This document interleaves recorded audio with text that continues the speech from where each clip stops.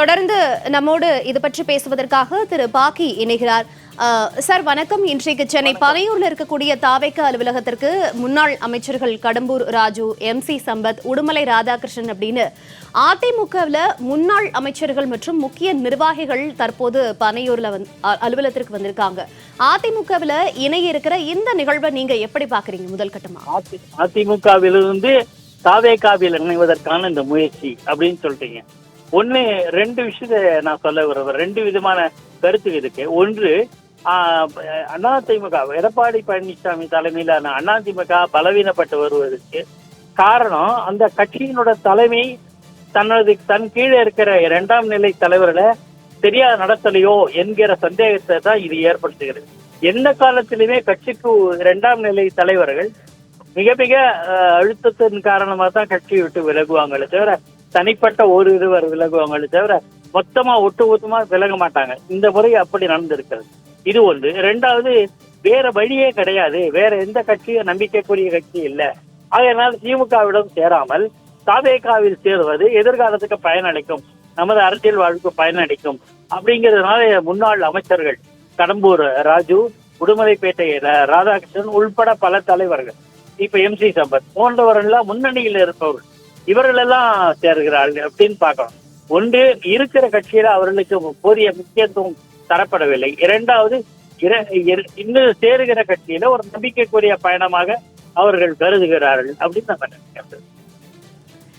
சரி, இப்ப பார்த்தோம் அப்படின்னா தொடர்ந்து அதிமுகவிலிருந்து இதற்கு முன்பாக 4 MLAக்கள் ராஜினாமா பண்ணிட்டு தாவேகவில் இணையக்கூடிய ஒரு சூழல் இருந்தது. இப்ப பாத்தீங்கன்னா அதிமுகவில் முன்னாள் அமைச்சர்களா இருக்கக்கூடியவங்க, முக்கிய நிர்வாகிகள் 400 பேரை கூட்டிட்டு வந்து தற்போது தாவேகவில் இணைறாங்க. அப்ப அப்படி இருக்கும்போது அதிமுக அப்படிங்கிற ஒரு கட்சி இந்த தேர்தலுக்கு அப்புறமா 3வது இடத்திற்கு தள்ளப்பட்டிருக்கு. அப்போ அதிமுக அப்படிங்கிற ஒரு கட்சி இனிமேல் தலை தூக்காது அப்படிங்கறத முடிவு பண்ணி இந்த ஒரு நிகழ்வு தற்போது நடக்கிறதா? அங்க இருக்கக்கூடிய அமைச்சர்களுடைய வியூகங்கள் என்னவாக இருக்கு? இப்ப கட்சி மாறுவருடைய மனநிலை இனிமே அதிமுகவில் இருந்தா நமக்கு எதிர்காலம் இல்லை, முழுக்க முழுக்க ஒருவரை மையப்படுத்தி இருக்கு, நம்மளுடைய குரலுக்கு மரியாதை இல்லை, அங்கீகாரம் இல்லை அப்படிங்கிற விரக்தி ஒரு காரணம். ரெண்டாவது, இனி இதனால பலவீனப்படுவது கட்சி தான். தன்னுடைய கட்சி தலைமை, கட்சி மேலிடம் தன்னுடைய நிலைப்பாட்டை மாற்றிக்கொள்ளாத வரையில் இந்த நிகழ்வுகள் மேலும் மேலும் மேலும் நடந்து தீரும். ஏற்கனவே தமிழக அரசியல் வரலாற்றில இல்லாத அளவுக்கு பதவியேற்ற கொஞ்ச நாள்லயே இப்ப MLAக்கள் விலகியது இந்த முறைதான். அந்த விலகுகிற 4 பேருமே இன்னொரு கட்சியில் சேருகிறார்கள். தங்கள் கட்சியில தேர்தலில் போட்டியிட்டு வெற்றி பெற்றவர்கள் இன்னொரு கட்சியில் பதவி விலகிவிட்டு இன்னொரு கட்சியில் சேருகிறார்கள். அப்படிங்கிற நிலைக்கு அவர்கள் தள்ளப்படுகிறார்கள். முன்னாள் அமைச்சர்களாக 2ஆம் நிலை தலைவர்கள் அவர்களும் தள்ளப்படுகிறார்கள். அப்படின்னா இந்த கட்சியினுடைய அதிமுக தலைமை ஒன்று தன்னோட அணுகுமுறை மாற்றிக்கொள்ள வேண்டும், தன்னுடைய செயல்பாட்டை மாற்றிக்கொள்ள வேண்டும், அல்லது தங்களுடைய தலைமையே மாற வேண்டும். அப்படி இருந்தாதான் கட்சிக்கு ஒரு மாற்றம் ஏற்படும், புதிய புத்துணர்ச்சி ஏற்படும் அப்படின்னு நம்ம பார்க்கிறோம்.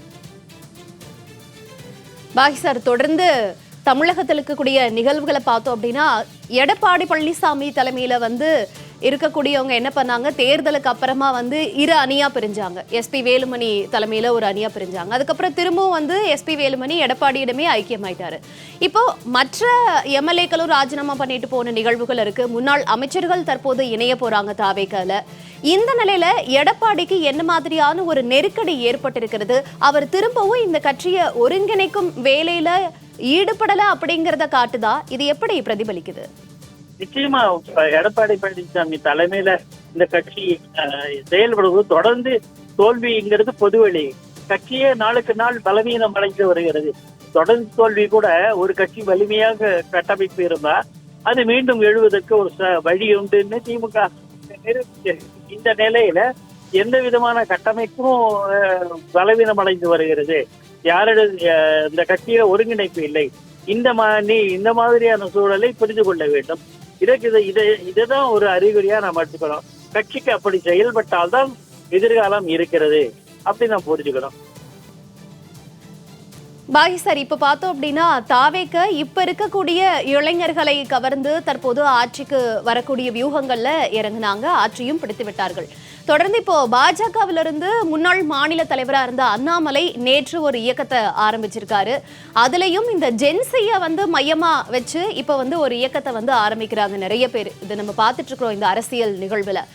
அடுத்தடுத்த அரசியல் நிகழ்வுகள் ரொம்ப பரபரப்பை ஏற்படுத்தி இருக்கக்கூடிய இந்த சூழல்ல தாவேக இதற்கப்புறம் எப்படி செயல்படும், அது தொடர்பான உங்களுடைய பார்வை? இனிமேல் இளைஞர்களுக்கு தான் எதிர்காலம் என்பதை இந்த நிகழ்வுகள் சுட்டி காட்டுகின்றன. ஒன்று, விஜய் ஆட்சிக்கு வந்த 2 திமுக அதிமுக இந்த 2 மாபெரும் கட்சிகளை தோற்கடித்து விட்டு விஜய் தலைமையில ஒரு ஆட்சி உருவானா இளைஞர்கள் மத்தியில் இப்ப பாத்தீங்கன்னா அந்த ஆட்சியில் அமைச்சரவையில செங்கோட்டையன் தவிர எல்லாரும் இளைஞர்கள் 50 வயசுக்கு உட்பட்டவர்கள். ஆகையினால இளைய தலைமுறை தலையெடுக்க அரசியல் களத்துக்கு வந்துட்டாங்க என்பதை கட்டியம் கூறுவதாக அமைகிறது. அதே போல இப்போ அண்ணாமலை பாஜகவிலிருந்து வெளியேறியதும் அதைத்தான் தெளிவாக நிரூபிக்கிறது. எதிர்காலத்தில் இளைஞர்களுக்கான வழி, அப்போ புதிய சிந்தனை, புதிய அணுகுமுறை, புதிய நடவடிக்கைகள் அப்படிங்கிற ஜென்சி தலைமுறை என சொல்லப்படும் இளைய தலைமுறை அந்த மாதிரியான பார்வையை முன்வைப்பார்கள், செயல்படுவார்கள். அப்போ முதியவர்களால் ஏற்படுகிற பிழைகள் நேராது என்பதை புரிந்து கொள்ளலாம். இதே ஒரு நல்ல அறிகுறியாக தான் நான் பார்க்கிறேன். இளைஞர்கள் ஆட்சி செய்யவிட்டு முதியவர்களின் வழிகாட்டுதல் வேண்டும். அதுக்குதான் இப்போ இன்றைய நிகழ்வு அதை தான் காட்டுகிறது. பாய் சார், இளைஞர்கள் தான் இனி எதிர்காலம் அப்படி இருக்கக்கூடிய ஒரு சூழல்ல அதிமுக தற்போது வரைக்கும் அந்த இளைஞர்களை கவர்வதற்கான எந்த ஒரு நடவடிக்கையும் எடுக்கவில்லை. தேர்தலுக்கு முன்பாக பார்த்தோம் அப்படின்னா பிரச்சாரங்களையும் அவர்கள் செய்ததை மட்டுமே தான் சொன்னாங்களே தவிர இந்த ஜென்சி பத்தி அவங்க ரொம்ப கான்சென்ட்ரேட் பண்ணல. இந்த சூழல்ல எடப்பாடி பழனிசாமி தற்போது அதிமுகவை காப்பாற்ற அடுத்ததாக அவர் என்ன செய்ய வேண்டும் அப்படின்னு நீங்க நினைக்கிறீங்க? மாற்றம் வேண்டும். இயக்கத்தில் புதிய மாற்றம், புதிய ரத்தம் பாய்ச்சப்பட வேண்டும். முதியவர்கள் ஒதுங்கக்கூடாது. முதியவர்கள் ஆலோசகர்களாக இருக்க வேண்டும். முதியவர்களுடைய வழிகாட்டுதல், முதியவர்களின் அனுபவங்களில் பெற்ற அறிவு, இவற்றை கொண்டு ஒரு இயக்கம் செயல்பட வேண்டும்.